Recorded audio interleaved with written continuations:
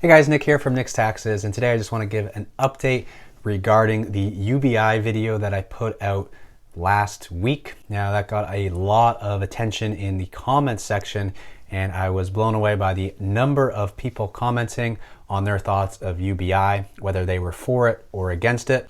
So I thought I'd make a follow-up video as a lot of you seem interested in this sort of content. If you missed that video, I will link it right here for you to check out. But basically, as a refresher, there is a bill that was introduced to Parliament on February 22nd of 2021. It's Bill C-273, and it's an act to establish a national strategy for a guaranteed basic income. They're looking at when the Canada Recovery benefits end, kind of like a recovery basic income to help Canadians and introduce a basic income for everyone. But what that looks like as of right now is the guaranteed basic income would be so that everyone earns at least $2,000 per month. So if you earn less than that, you will be part of that guaranteed basic income, so that your income is at least $2,000 per month. And then there is a UBI factor in which every person would receive $500 as a universal basic income, and that would be regardless of your financial situation. So it's kind of twofold, where there's a guaranteed income and then there's also a universal income for all Canadians. As an update, basically there isn't an update. It's still with the House of Commons in the first reading. It's in the very first stage. It's been introduced into the House of Commons, and that is as far as it's gone so far. And I will keep you guys updated on this progress. But if you want to do it yourself, you can go online, for short for parliament.ca, and you can see this bill and see the current status of this bill as it goes along. I did the same thing for the Canada Recovery Benefit bill, and as that went along, I was following with this website. So if you want to choose to follow along with that, you can go ahead. One thing that I talked a little bit about in that last video is the fact that Canada has kind of tried this in the past. Most recent was in Ontario. They did it in Northern Ontario and a little bit in Hamilton, except it was under the Liberal government with Kathleen Wynne. And then when Ford came in as the leader of Ontario, he scrapped it basically right away. And there wasn't enough time for this experiment to run its course to basically come out with any sort of results or determinations saying whether this guaranteed basic income was a positive or not so much of a positive for those who received it. If we turn the clock back even further, you'll see that Manitoba actually did an experiment as well back in the 70s. And this was for a lot longer time. It was from 1974 to 1979 in a small town called Dauphin, Manitoba. I believe that's how you spell it, or sorry, how you pronounce it.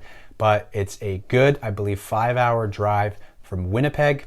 It's a population of about 10,000 people, and they thought this was the perfect size where the experiment wouldn't cost too much, but they would get enough of a population size to, generate some actual results and see what would happen with this group of people. This experiment, they called it Mincom, Manitoba Income, I believe.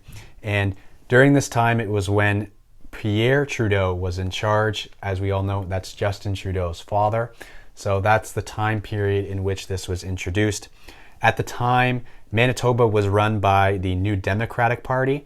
And when the idea got scrapped in 1979, the Progressive Conservative Party was in power. The purpose of the experiment was to assess the social impact of a guaranteed unconditional annual income, including whether a program of this nature would create disincentives to work for the recipients, and if so, to what extent. What happened with this program was it was a randomized controlled trial in the city of Dauphin, Manitoba. They actually started it in Winnipeg and then moved to Dauphin a year later. And these sites were randomly allocated lower income households to one of 7 treatment groups and a controlled group.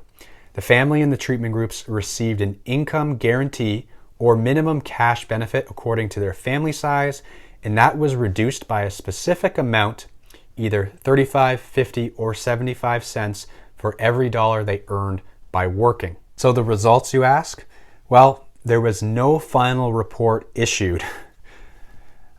I don't know, but there was a federal grant that was established in 1981 for the Institute for Social and Economic Research at the University of Manitoba, and the Institute then developed a machine-readable database of the results of the Mincom, and that left the analysis available for individual academic initiatives.